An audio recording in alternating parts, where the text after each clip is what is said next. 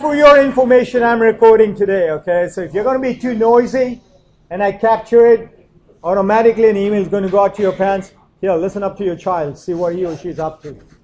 Okay? So, I am recording right now. Okay? Alright, so, seriously. I don't know how many people got the message, but I sent this out, put it up on the website, and you guys are supposed to print this out and keep it with you at all times. Chapter 5 is all about this stuff. Okay, it's all about this stuff. What you do have to memorize, what? Well, I mean, what's cut off? The n in negative? No. What's cut off? I mean, I see it right here. It's right there. It's the same thing that you guys have. It's the same file that was printed up there. So, what you guys have to do is you have to memorize the fundamental identities that go from here all the way to here. Okay? You are expected to know these. Okay? You are expected to know this for Friday. You have a quiz on Friday. And you're expected to know this for the final. Okay? From there to there. Get it? Okay. Well, they're not too hard, okay? Shannon.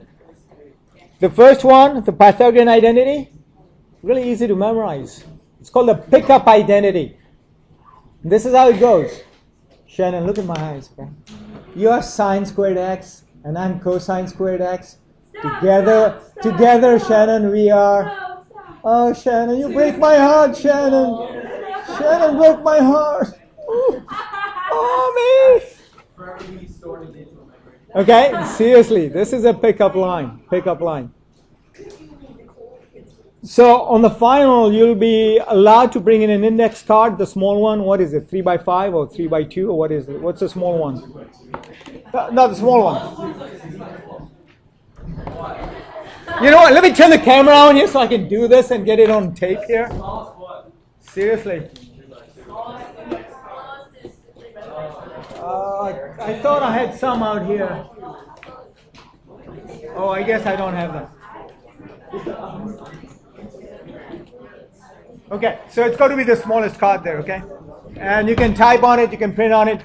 You cannot have example questions on it, okay? So you can have your formulas and whatever else, whatever other tricks you need to know, okay? All right, so if you do not build a relationship with these identities, Chapter 5 is going to be hard. Okay? Chapter 5 is all about creativity. Okay? All about intuition. Okay? And the way you can develop that is by building a relationship with these identities. Okay? There is no formulaic way of solving the problems in here. Okay? And you'll see several examples today. So we start out with, first of all, what an identity is. What's an identity? Okay, Miss Wong is not here. He's been grounded. What? Yes. Miss Wong knows where it is, what I'm talking about. Yeah, so an identity, they are not the one that you steal so that you can go to clubs. Not the clubbing kind of identity. She stole my identity. She did? Yeah. Okay, so what's an identity? Rat, what's an identity?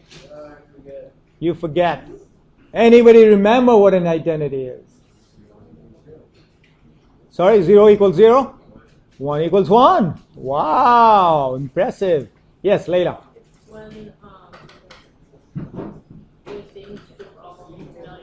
Fantastic. Good job.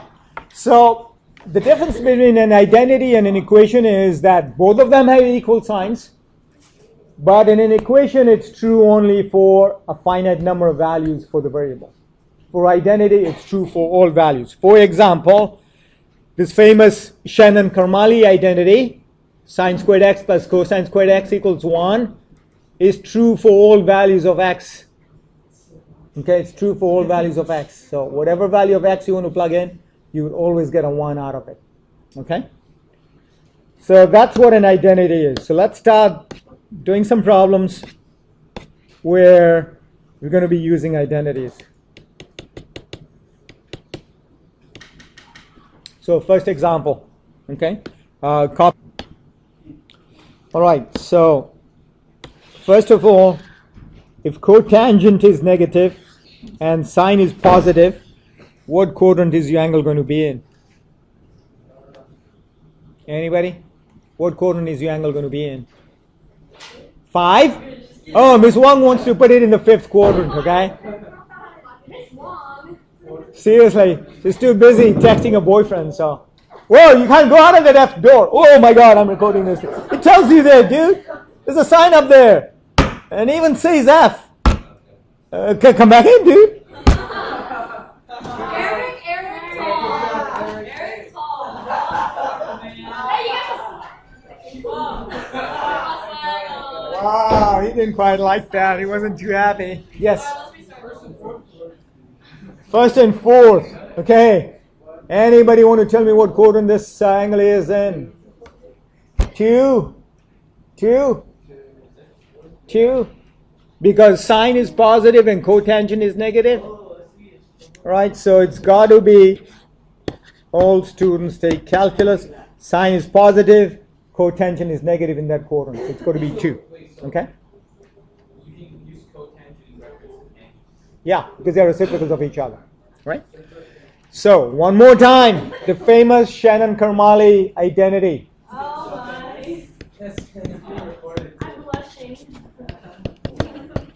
Well, you can blush. See, the good thing about brown people is they can't tell whether they're blushing or not. So that's a nice thing. Okay? So, does everybody agree that cosine squared phi is equal to 1 minus sine squared phi then?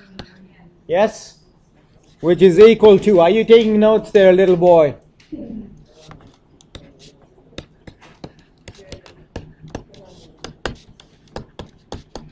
Is everybody okay with that? Everybody go with that little math there?